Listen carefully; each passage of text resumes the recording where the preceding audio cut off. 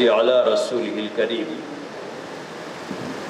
وعلی آلہ واصحابہ اجمعین، اما بعد، فقال اللہ تعالی فی قرآن المجید: اعوذ باللہ من الشیطان الرجیم، بسم اللہ الرحمن الرحیم، کنتم خیر امۃ اخرجت للناس تأمرون بالمعروف وتنہون عن المنکر وتؤمنون باللہ، صدق اللہ العظیم۔ محترم جناب بیرسٹر اسد الدین اویسی صاحب، مہمان خصوصی،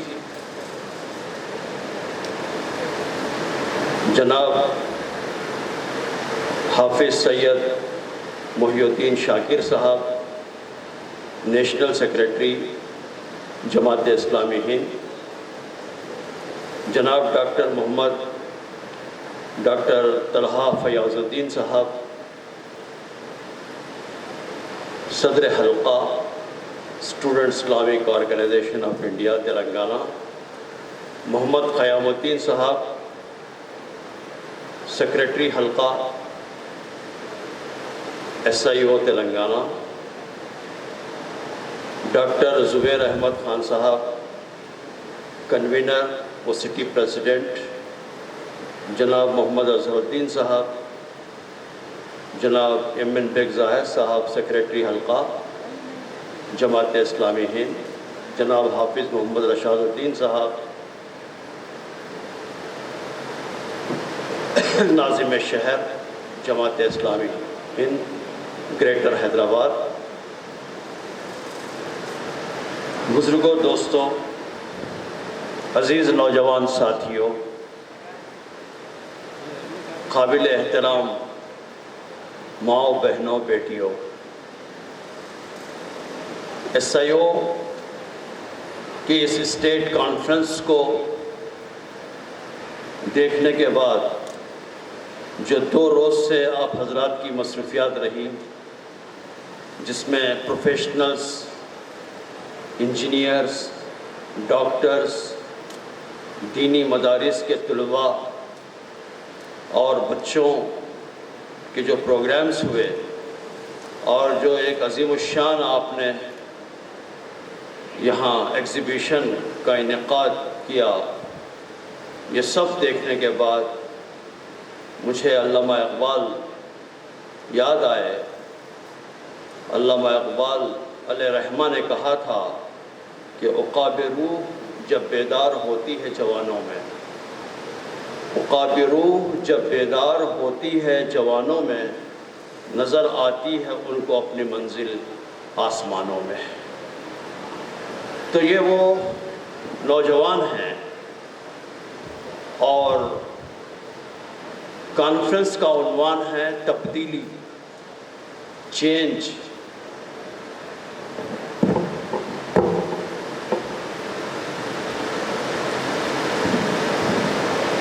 جب طلحہ فیاض الدین صاحب کی تقریر ہو رہی تھی کہ ہمیں اپنے آپ کو تبدیل کرنا ہے، تو مجھے محمد بشیر جمعہ، جو پرسنالٹی ڈیولپمنٹ کے بہت بڑے رائٹر ہیں، ان کا ایک واقعہ مجھے یاد آیا۔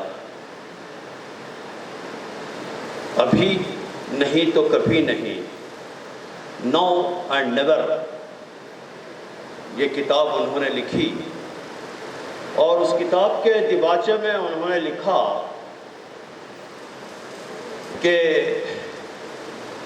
ایک پروفیسر صاحب اپنے گھر میں مطالعے میں غرق تھے، اسٹڈی کر رہے تھے، انہی کا بچہ بہت ادھم مچا رہا تھا۔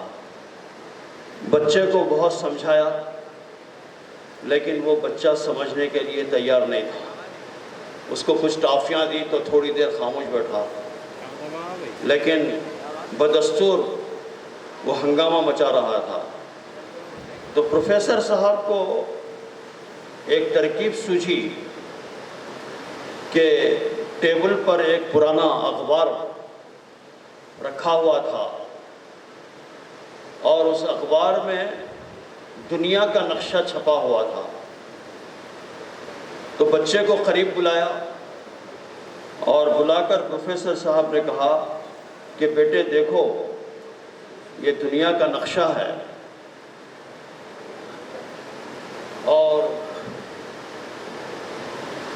میں اب یہ نقشے کو پھاڑ رہا ہوں۔ بچے کے سامنے دنیا کے اس نقشے کو پھاڑ دیا اور اس کے بعد بچے سے کہا کہ یہ گم ہے اور یہ پیپر ہے، بازو والے کمرے میں بیٹھ کر تم یہ دنیا کا نقشہ تم ٹھیک کر دو۔ تو بچہ گیا، گھنٹے 1.5 میں دنیا کا نقشہ ٹھیک کر کر لے آیا اور کہا کہ ابو دنیا کا نقشہ ٹھیک ہو گیا۔ تو پروفیسر صاحب بہت پریشان ہوئے، آخر یہ اتنا مشکل کام اتنی آسانی سے یہ کیسے کر لیا۔ اسے قریب بلا کر پوچھا کہ بیٹے یہ کام تم نے کیسے کیا؟ تو بچے نے کہا کہ جب آپ دنیا کا نقشہ پھاڑ رہے تھے تو اس کے پیچھے انسان کا نقشہ تھا، میں نے دنیا کا نقشہ ٹھیک نہیں کیا بلکہ انسان کے نقشے کو ٹھیک کر دیا، تو دنیا کا نقشہ خود بخود ٹھیک ہو گیا۔ تو اس لیے دنیا کو بدلنا ہے تو سب سے پہلے اپنے آپ کو بدلنا ہے، چینج لانا ہے تو سب سے پہلے چینج ہمیں اپنے اندر لانا ہے۔ مجھے ایک ٹاپک بھی دی گئی تھی کہ سوشل فیبرک، اس وقت ہمارے ملک میں سوشل فیبرک کو بڑا تھریٹ لاحق ہے، اس کے لیے بڑے خطرات اب اس وقت پیدا ہو گئے ہیں۔ بھارت میں فرقہ واریت اور فرقہ وارانہ فسادات کی 200 سال پرانی تاریخ ہے۔ کبھی مندر مسجد کے عنوان پر، کبھی کسی بچے اور بچی کے چھیڑ چھاڑ پر، اور پھر کرکٹ میچ پر، ہند پاک کرکٹ میچ پر کبھی کبھی فسادات ہو جایا کرتے تھے، لیکن چند دن کے بعد حالات نارمل ہو جاتے اور زندگی چلنے لگتی۔ لیکن اب اس وقت جو فرقہ پرستی پائی جاتی ہے وہ سادہ قسم کی فرقہ پرستی نہیں ہے، بلکہ اب ایک منظم فرقہ پرستی اس وقت پائی جاتی ہے۔ اس کے لیے سب سے پہلے بستیوں کا، آبادیوں کا، محلوں کا پولرائزیشن کیا گیا۔ بستیاں اور آبادیاں پہلے الگ کی گئیں، اب اس وقت دونوں بستیوں اور آبادیوں کے دنیائیں الگ الگ ہیں۔ یہاں کیا ہوتا ہے انہیں نہیں معلوم ہے اور وہاں کیا ہوتا ہے انہیں نہیں معلوم ہے۔ اس طرح دونوں کے درمیان میں ایک کمیونیکیشن گیپ ہے، مواصلاتی خلیج حائل ہے۔ اس کمیونیکیشن گیپ اتنا بڑھ گیا ہے اس وقت کہ دونوں کی سوچ بھی بالکل الگ الگ ہو گئی ہے، جس کو سماجی نفسیات کے ماہرین کہتے ہیں ایسی صورتحال کو ایٹیٹیوڈ پولرائزیشن کہتے ہیں اس کو۔ تو اس وقت ملک میں ایٹیٹیوڈ پولرائزیشن عام ہو گیا ہے۔ ایٹیٹیوڈ پولرائزیشن کیا ہے؟ واقعہ ایک ہی ہوتا ہے لیکن سوچ الگ الگ ہوتی ہے۔ واقعہ ایک ہی ہوتا ہے، مثلاً چند مسلم بچے دہشت گردی کے الزام میں پکڑے گئے، اخبار میں آیا تو غیر مسلم بھائی ہمارے یہ سوچتے ہیں کہ سارے مسلمان تو ٹیررسٹ نہیں ہیں، دہشت گرد نہیں ہیں، لیکن سارے دہشت گرد مسلمان ہیں۔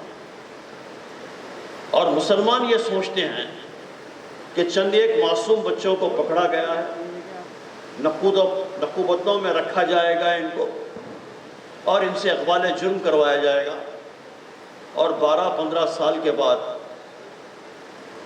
عدم ثبوت کی بنیاد پر انہیں باعزت بری کر دیا جائے گا۔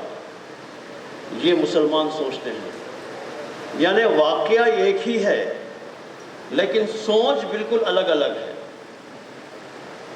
اسے کہتے ہیں ایٹیٹیوڈ پولرائزیشن۔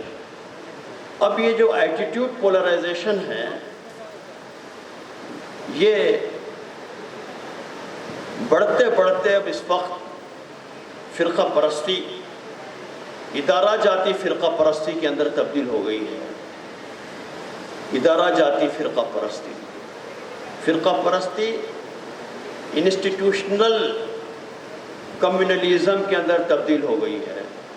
یعنی فرقہ پرستی اور فرقہ وارانہ ذہنیت چند ایک لوگوں میں نہیں ہے اب، بلکہ سول سروس، پارلیمانی ادارے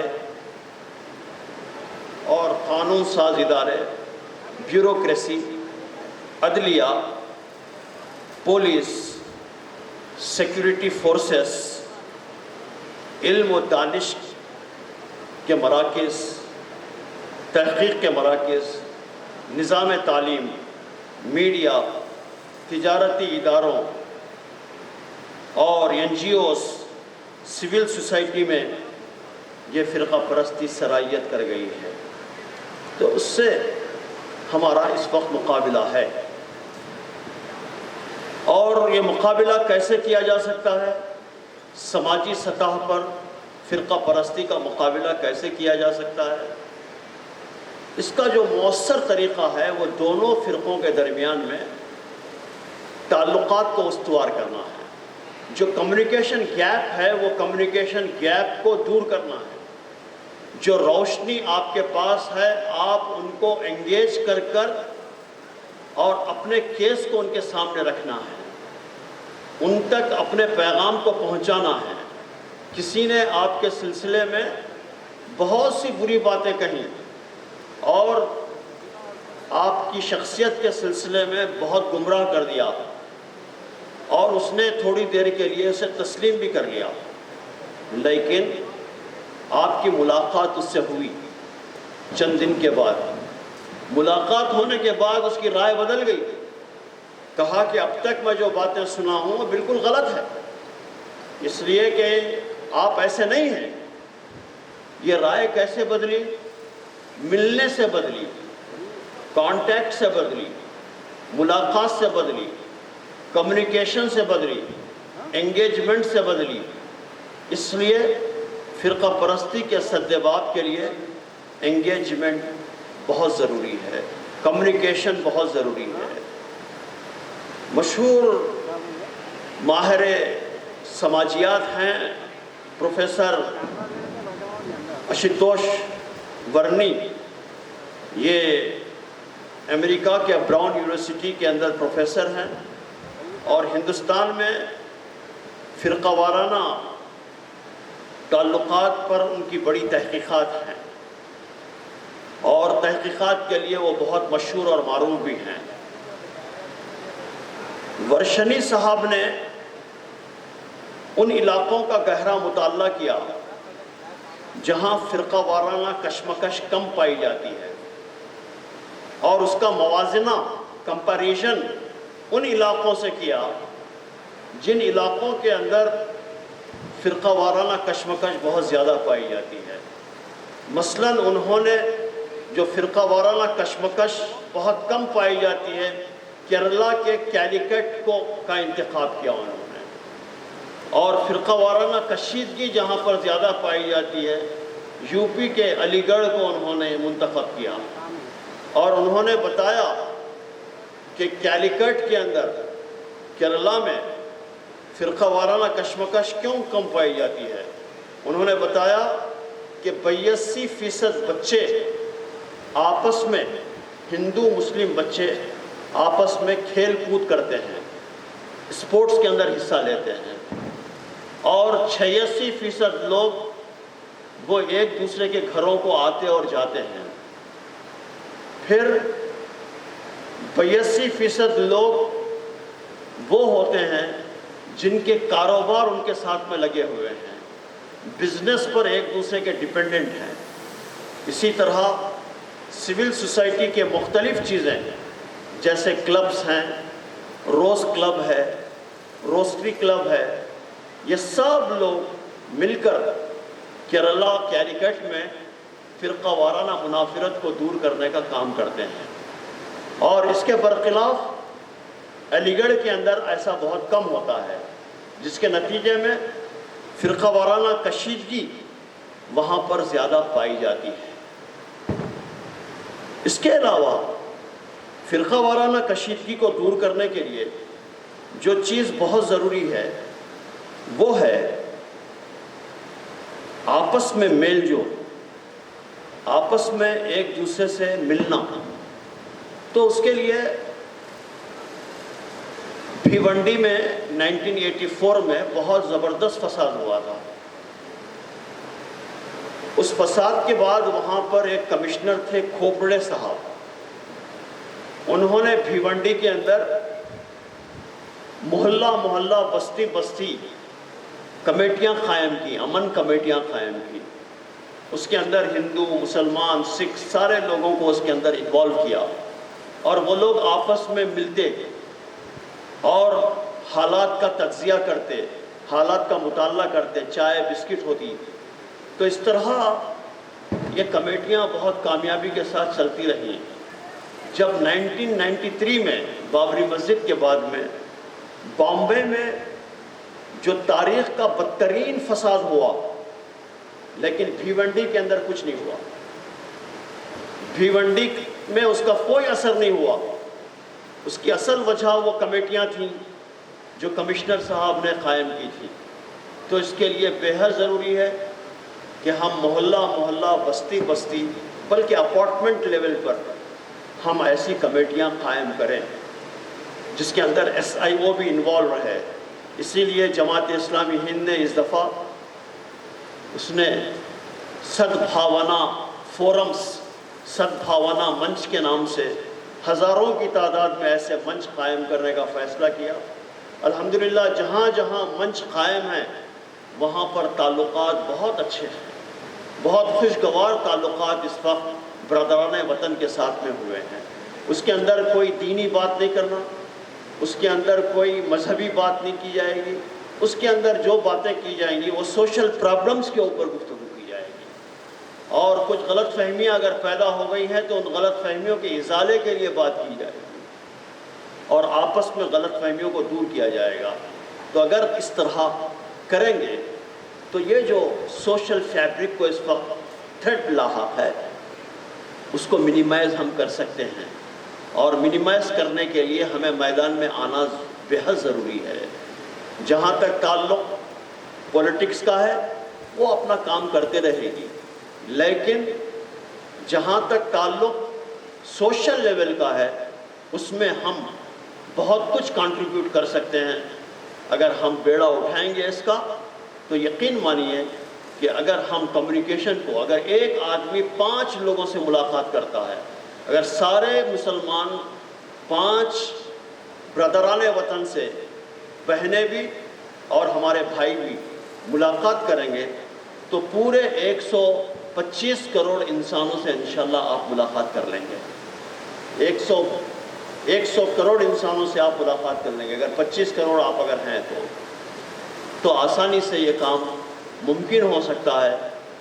صرف ضرورت اس بات کی ہے، شعور کی ضرورت ہے، اور پھر ان حالات کے اندر جو سب سے اہم چیز ہے خاص طور پر مسلمانوں میں وہ ہے یقین، اعتماد، زندگی کی امنگ۔ یہ بہت ضروری ہے۔